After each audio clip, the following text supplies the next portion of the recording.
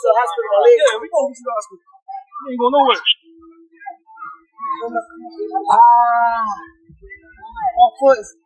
That's newly released footage from the night Van was shot, showing him in pain and pleading for help, saying he needs to go to the hospital, but the officer's response is disturbingly cold. You ain't going nowhere. I saw him shoot.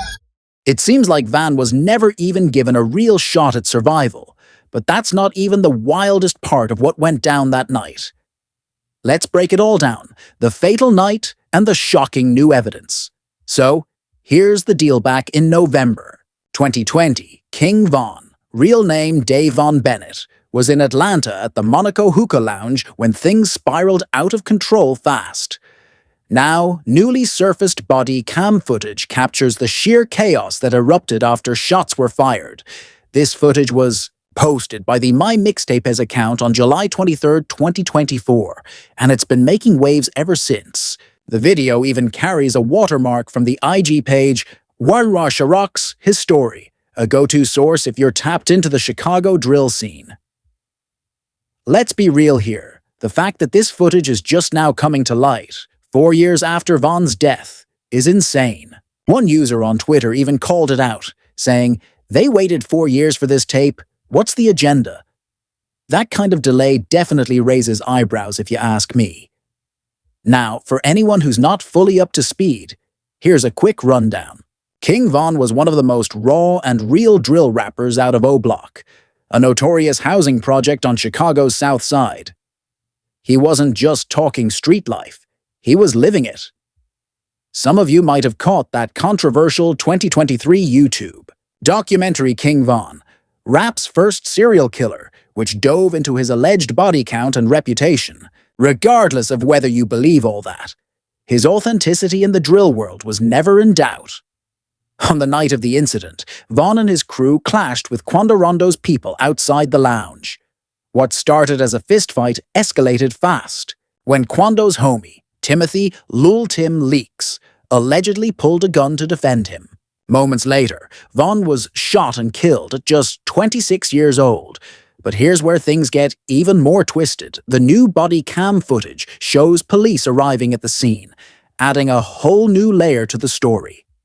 Reports suggest officers were already nearby when things popped off, and there are claims that police may have fired shots amid the chaos.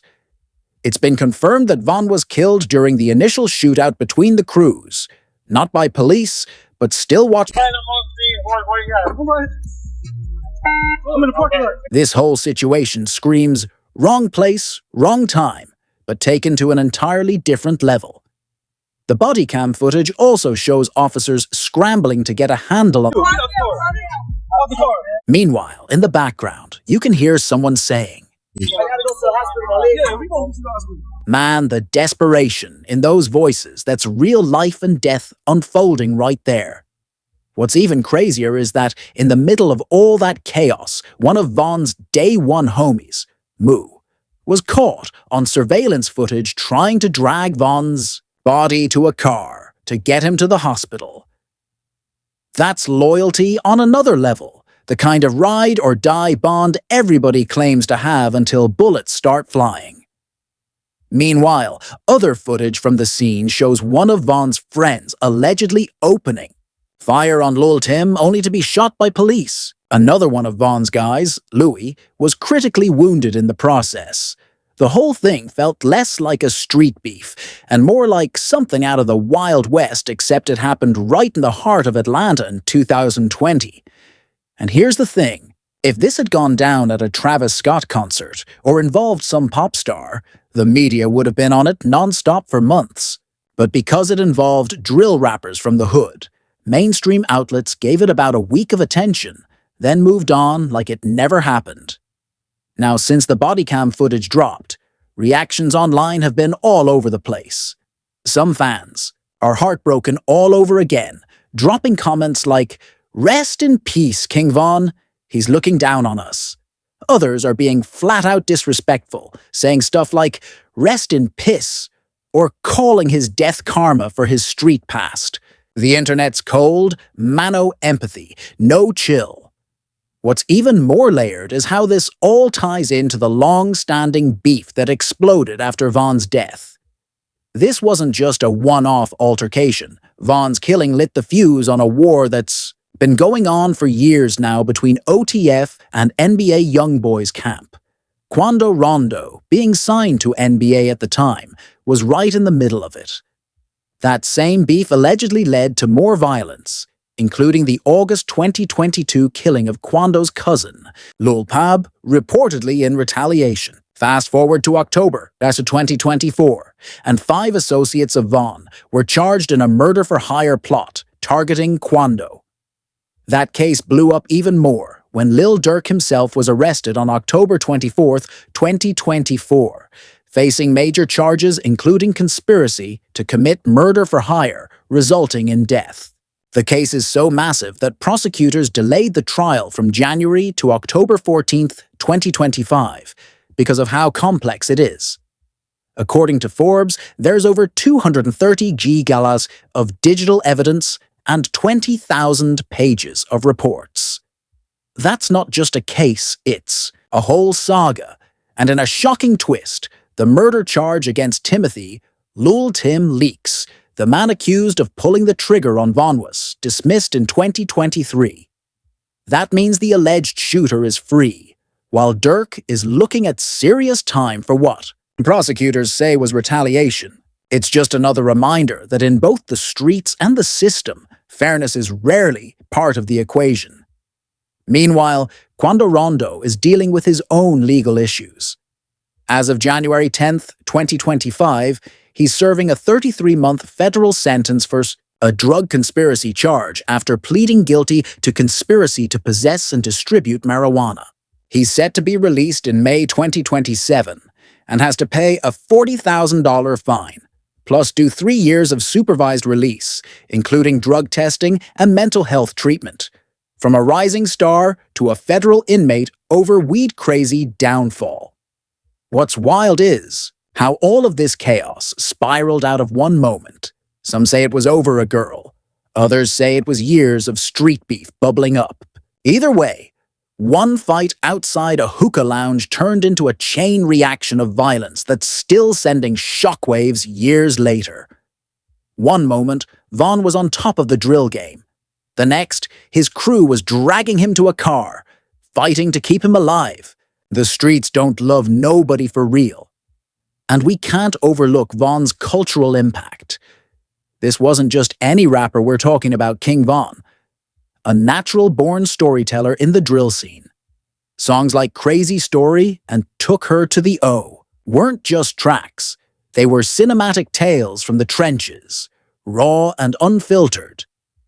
As one Reddit user put it, Vaughn had the potential to be one of the greatest, with some even comparing him to Tupac for his realness and the way he painted vivid pictures through his lyrics. Vaughn came from pain. His father, Walter "Silk" Bennett, was a respected figure tied to the Black Disciples in Chicago, but Vaughn didn't get to know him. Silk was murdered when Vaughn was just 11. That kind of trauma hits different. By his teenage years, Vaughn was already deep in the streets. As that documentary about him laid out, he claimed he started gangbanging. King Von's journey into the streets started early around 2006, when he was just 12 years old. By the time he hit high school, Vaughn was already packing heat, and according to his friend G. Herbo, Vaughn was the one who kicked off the trend of bringing guns to school. Herbo even rapped about it in their collab FaceTime, where he recalls Vaughn showing him a revolver during freshman orientation. What's wild is that Vaughn's criminal record began at a young age and only stayed consistent as time went on.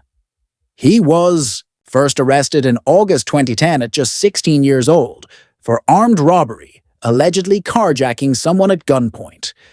Vaughn later referenced this in his song Armed and Dangerous, where he revealed he was offered a plea deal of 21 to 45 years. Imagine facing decades in prison before you even hit the legal drinking age. That was the reality Vaughn was living. Between 2012 and 2014, Vaughn's name began buzzing, but not for his music for murder. According to various sources, including his own tweets and lyrics, Vaughn was allegedly involved in several killings during this time. The documentary about him even labeled him as rap's first serial killer for a reason. One of the most notorious allegations was his involvement in the 2014 murder of K.I., a female gang member from an opposing set. What makes this even crazier is that Vaughn was featured in a documentary about K.I. called Secret Life of a Gang Girl, where he portrayed himself as a romantic interest, even though he was the prime suspect in her murder. That's next-level psychopathic behavior. Imagine being interviewed about someone you allegedly killed and acting like you had feelings for them. It's like O.J. Simpson writing a book called If I Did Ito Wait. That happened too. Vaughn's Twitter account from that era reads like a self-incrimination journal.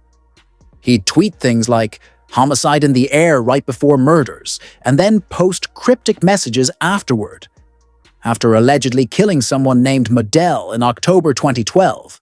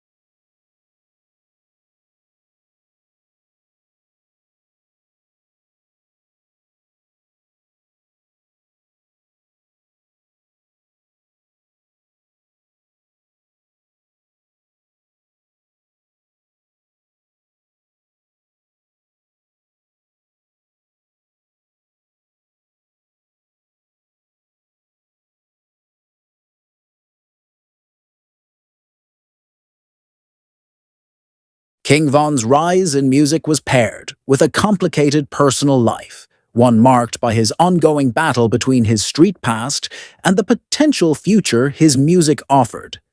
his album Demon, which touches on his transformation into a killer after the death of his friend White was a glimpse into the inner turmoil he faced.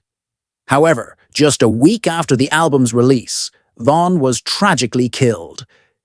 His death remains one of those heartbreaking what could have been stories in hip-hop. An incredibly talented artist cut down just as he was reaching his peak. What makes Vaughn's case even more intriguing is the contrast between his public persona and his real-life actions. While many rappers exaggerate their street credentials, Vaughn was accused of downplaying his, as one fan pointed out on Reddit. He knew music was his way out, but he also had a reputation to maintain, suggesting he was caught between his violent past and the more promising future music could offer. Vaughn's highly public, on-again, off-again relationship with rapper Asian Doll became a major part of his image. The two made headlines constantly, both during and after his death. Just last month, on March 5th, 2025, Vaughn's sister claimed on a live stream that Vaughn was using Asian Doll for clout and made a broader statement about how Chicago men use women for their own gain. This sparked a heated debate online, with some fans questioning her credibility, while others asked what clout Asian Doll could have possibly offered him. These ongoing discussions show how Vaughn's personal life continues to be analyzed, with family members and fans still battling over his legacy. The tension between Vaughn and NBA YoungBoy's associate, Quando Rondo, is also believed to have been partially fueled by Vaughn's relationship with Asian Doll. In August 2020, Vaughn was seen spending time with Jania, NBA YoungBoy's child's mother, which reportedly contributed to the animosity between the camps. This friction culminated in the deadly November 6th altercation. Looking at Vaughn's rise from the streets to the charts, it's almost tragic how his story mirrors a Greek tragedy, an individual born into harsh circumstances who found an escape in music, only for his violent past to catch up with him just as he was on the verge of mainstream success. As one fan commented, Vaughn had so much potential. It's sad how he died before we could see his full artistry. Vaughn's legacy is complex, especially when fans on platforms like Reddit discuss his story. In communities such as r King Vaughn and r-Rap Caviar, there's a clear divide between those who idolize his authenticity and those who criticize his violent past. Some see him as a voice for Chicago's struggles, while others view his popularity as troubling, arguing it glorifies violence. One Reddit user described Vaughn as a legend for all the wrong reasons, while another called him a serial killer with no remorse. This moral conflict reflects the broader debate around his legacy, whether his music should be celebrated or scrutinized for perpetuating a violent culture. As one commenter bluntly put it, rap is the only genre that glorifies murderers. Like many iconic figures in hip-hop, Tupac, Biggie Pop Smoke Vaughn's death has only solidified his place in the culture, and his posthumous music continues to be released. Fans continue to show love for his work, with one user even declaring What It Means to Be King as their second favorite Vaughn album. Yet, there's also skepticism about whether these albums truly represent what Vaughn would have wanted to release, raising questions about how an artist's legacy is shaped after they're gone. While Vaughn's music lives on, his legal troubles continue to cast a shadow over his legacy. The most significant development involves his mentor, Lil Durk, who was arrested in October 2024 for his alleged involvement in a murder-for-hire plot. Durk allegedly orchestrated the hit on Quando Rondo in August 2022, nearly 2 years after Vaughn's death, as retaliation. The plot reportedly led to the death of Rondo's cousin, Lou Pab. Durk has pleaded not guilty, and the trial is set for October 14, 2025, due to the complexity of the case. 5 of Vaughn's associates were also charged in this plot, suggesting that Vaughn's death sparked a chain reaction of violence that continues to play out in the streets. Meanwhile, Timothy Lil Tim Leaks, the man accused of firing the fatal Shots that killed Vaughn had his murder charge dismissed in 2023, which added another controversial layer to the story. The streets and the legal system seem to operate on different wavelengths when it comes to justice. On the other hand, Quando Rondo, who was central to the altercation that led to Vaughn's death, is currently serving a 33-month federal prison sentence for drug conspiracy charges. He began his sentence in January 2025 and is set to be released in 2027.